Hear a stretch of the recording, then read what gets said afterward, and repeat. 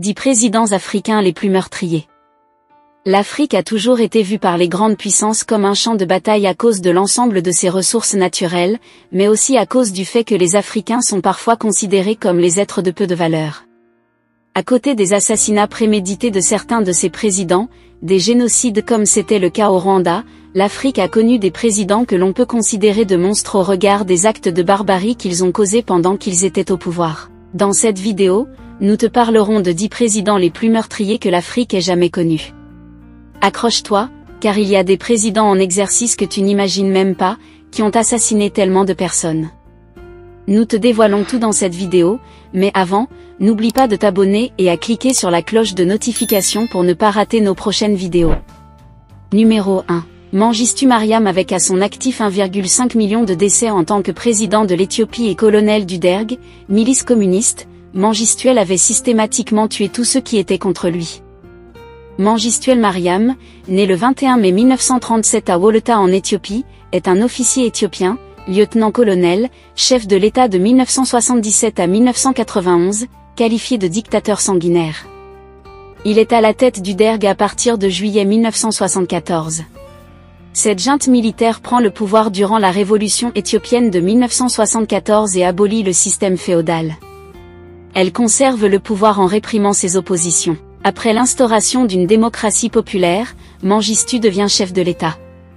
Après la défaite de l'armée éthiopienne devant le Front démocratique révolutionnaire du peuple éthiopien en mai 1991, Mengistu se réfugie au Zimbabwe, sous la protection de Robert Mugabe. Il est condamné pour génocide, par contumace à la réclusion à perpétuité, puis, en appel il est mort le 26 mai 2008. Numéro 2. Yakubu Gowon était un dévastateur avec à son actif 1,1 million de décès.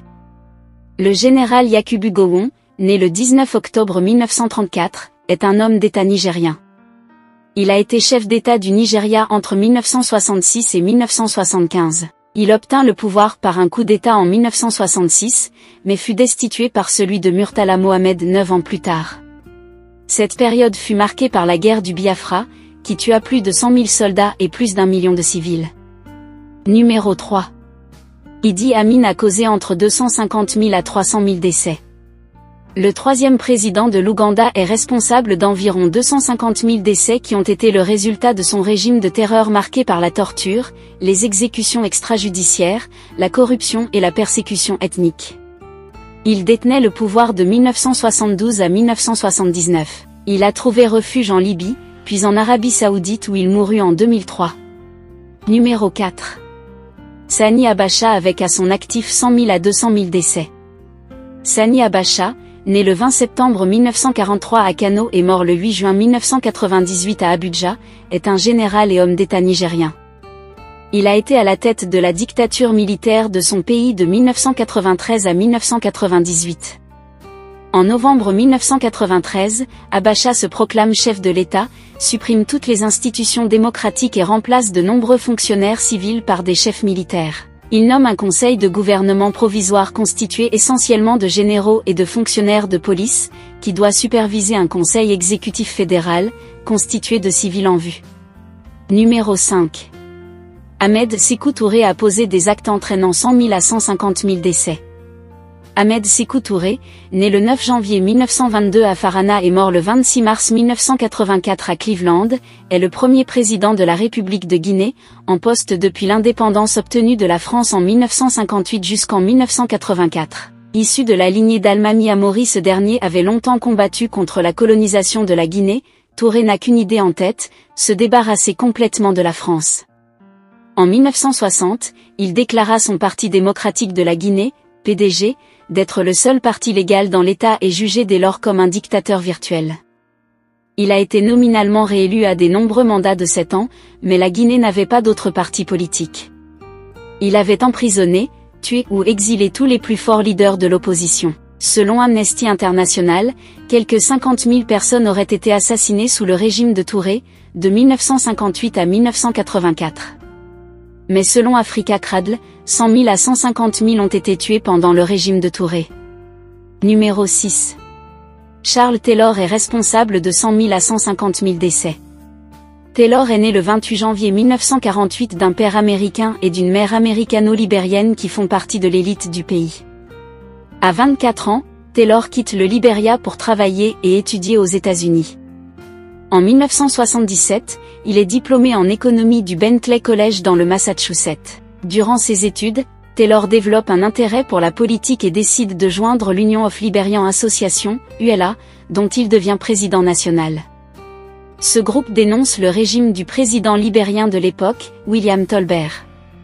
Peu de temps après, ce dernier est assassiné, victime d'un coup d'État de Samuel Doe. Doe devient président, nomme Taylor conseiller et lui confie les services généraux du gouvernement. Après avoir détourné 900 000 $ en 3 ans, Taylor perd son poste et fuit aux États-Unis. Arrêté puis emprisonné, il réussit à s'enfuir et se réfugie en Afrique afin de préparer une rébellion contre Samuel Doe. Pour ce faire, il joint le National Patriotic Front of Liberia, NPFL, et en devient leader vers la fin des années 1980. En 1989, le NPFL lance une attaque, c'est le début de la guerre civile. Rapidement, Taylor contrôle une grande partie du pays, mais un éclatement au sein du NPLF ralentit sa conquête. De fait, un de ses principaux lieutenants, Prince Johnson, se dissocie de son leader et fonde avec près de 1000 hommes l'INPLF, Independent National Patriotic Front of Liberia. Prince Johnson et ses troupes prennent le contrôle de la capitale Monrovia, et assassinent Samuel Doe. Les troupes de Taylor et Johnson s'affrontent et la guerre civile prend toute son ampleur pendant les 7 années qui suivent. En juillet 1997, des élections sont tenues et Taylor est élu avec 75% des voix. Le scrutin a été jugé juste par les observateurs internationaux, mais des doutes persistent quant à sa validité. Pendant son règne à la tête de l'État, Taylor continue de combattre tous ceux qui s'opposent à son pouvoir. La répression contre l'opposition fera 150 000 morts jusqu'en 1995. Numéro 7. Issam Habré avec à son actif 80 000 à 100 000 décès. Issam Habré, né le 13 août 1942 à Faya-Largeau, est un homme d'État tchadien, membre de l'ethnie Goran ou Toubou et du clan Anakaza. Il a été président de la République du Tchad, de 1982 à 1990 à la suite du coup d'État qui renverse Goukouni Wodey. L'homme fort du Tchad est accusé d'être responsable de la mort de plusieurs dizaines de milliers de personnes. Ceux-ci comprennent les massacres contre Adjéré et les Agawa. Condamné à mort par contumace pour crimes contre l'humanité par un tribunal de N'Djamena, il est actuellement réfugié au Sénégal et inculpé de crimes contre l'humanité, crimes de guerre et actes de torture. La Cour internationale de justice a décidé le 20 juillet 2012 que le Sénégal avait manqué à ses obligations internationales et a ordonné aux autorités sénégalaises soit de juger Habré, soit de l'extrader vers la Belgique. Le procès s'ouvre à Dakar, le 20 juillet 2015. Numéro 8. Massu Nguema est responsable de 50 000 à 70 000 décès. Francisco Macias Nguema, qui africanisa son nom en 1976 en Masi Nguema Biogo Ngandang, est un homme politique équato-guinéen, né à Nsegueyon le 1er janvier 1924 à Rio Muni, est mort à Malabo le 29 septembre 1979. En 1972, il se proclame président à vie, Premier ministre, ministre de la Justice et des Finances. Les 11 ans de dictature de Macias Nguema sont souvent comparés à la présidence d'Idi Amin Dada en Ouganda, ou à celle de Bokassa en Centrafrique. La mémoire de cette période de violence et de souffrance pour la majorité du peuple équato-guinéen est encore vive aujourd'hui. Durant sa présidence, un tiers de la population meurt ou choisit l'exil, Cameroun, Gabon, Espagne et France. Le 3 août 1979, Teodoro Obiang Nguema Mbazogo, son neveu, avec l'aide d'un groupe de militaires prend le pouvoir. Macias fuit et s'enferme dans un bunker où il détruit les réserves de change du pays. La monnaie de l'époque était l'ekel bicuel, indexée sur la PCTA espagnole. Le pays subira alors une crise monétaire grave. Arrêté, le dictateur est jugé par un tribunal militaire et reconnu coupable de génocide, 50 000 morts et 150 000 réfugiés. Numéro 9. Mobutu Seko Kuku Nkendon Zabanga est à l'origine de la mort de 40 000 à 70 000 personnes.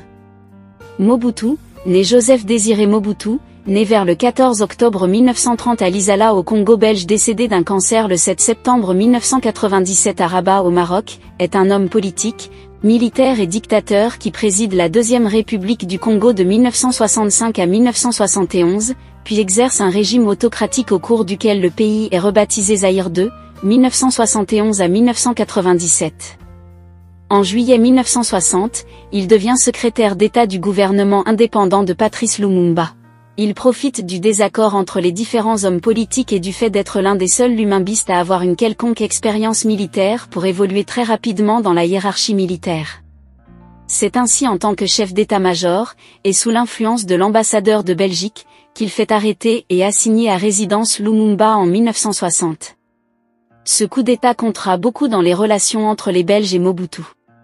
Il met en place un gouvernement temporaire, le Collège des commissaires généraux. Mobutu accuse ensuite Lumumba devant les caméras de sympathie pro-communiste pour s'attirer le soutien des États-Unis. Lumumba tente de s'enfuir à Stanleyville, mais est rattrapé en chemin par les soldats. Mobutu le fait mettre en prison, où il est maltraité et torturé. Il est ensuite envoyé au Katanga de Moïse Tshombe, où il est assassiné le 17 janvier 1961. Le 2 juin 1966, la population a pu mesurer toute la détermination de Mobutu qui fit pendre sur la place publique 4 anciens ministres accusés à tort de complot, Alexandre Mahamba, Jérôme Anani, Emmanuel Bamba ainsi que l'ancien Premier ministre Évariste Kimba. Ce jour-là, la population a cessé d'acclamer Mobutu, tout le monde a eu peur. Son deuxième coup d'État n'était passé que de 6 mois. En 1969, il fait écraser une révolte étudiantine. Les cadavres des étudiants abattus sont jetés dans des fosses communes, et 12 étudiants sont condamnés à mort. L'université est fermée pendant 1 an et ses 2000 étudiants sont enrôlés dans l'armée où, selon la télévision nationale, ils apprennent à obéir et à fermer leur gueule. Il instaure un régime autoritaire à parti unique, le mouvement populaire de la Révolution, et en devient le maréchal président en 1982. Il mène une guerre sans merci et tue ses opposants. D'où son nouveau nom Mobutu XVI Seko Kukuambandu Wasdabanga, qui signifie « Mobutu le guerrier qui va de victoire en victoire sans que personne ne puisse l'arrêter ». Numéro 10. Paul Biya avec à son actif 20 000 à 30 000 décès. Paul Biya est né le 13 février 1933 à Vogmeka au Cameroun, sous le nom de Paul Barthélémy Biya Abinvondo. Il est le second président de la République du Cameroun et est en fonction depuis le 6 novembre 1982. Il a été associé à de nombreux enlèvements, de la corruption et de meurtres de personnes qui lui opposent. Il faut noter qu'avec ce classement, plusieurs présidents africains ayant commis aussi des actes désastreux ne figurent pas sur cette liste. Merci d'avoir regardé cette vidéo jusqu'à la fin. Si vous avez aimé, n'hésitez pas à vous abonner et à cliquer sur la cloche de notification pour ne pas rater mes prochaines vidéos.